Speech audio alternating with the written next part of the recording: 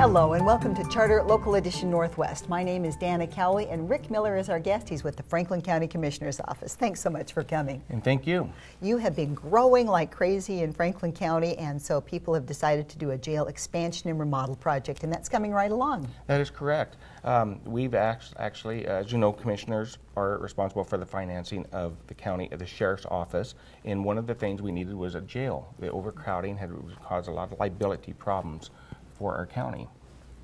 So with that, we asked the people to put a bond and vote for a bond, and they did, and that bond allowed us to receive $19 million in 30 years to build. Now that is what the bond is, for $19 million for 30 years. So the bond is to build a jail and also to hire the architects. And this bond is for 30 years, and it is sunset at the end of that bond. All right. So then that tax will go away at that time. And tell us what it's going to look like when you're expanding it. When we expand it, what we have now is we have a jail that is fairly old. In 1982, many counties were received grants from the state to build jails. That's when this one, the one we had previously now, it was built. And that jail had 105 cells. They were single occupancy at the time, and then within weeks, we had to start double bunking. Okay, by the year 2000, we actually double bunked every one of them, and we had to start triple bunking. In other words, laying a mat in the cell for 3 people, and it wasn't fit for that. So we hit our capacity in 2000. All right. From then on, we would end up having up to 200 people in that 105 capacity cell. Oh, wow. 154 maximum if you double, because you have to have some cells single for the maximum criminals, the murders, the gang-related people. You had to keep them separated.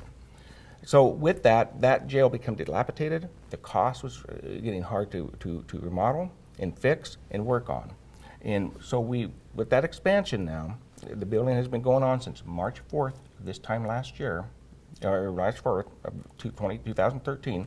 And that expansion is going to provide another 192 beds. Wonderful. And those beds we're going to have a center master room where where we have 2 people will watch these pods, and there's going to be 6 pods. In the 6 pods is 4 cells, 2 down, 2 up. All right. So it's 2 level, and there will be 4 people per cell. So each pod holds 32 people. And times 6, and you get the number.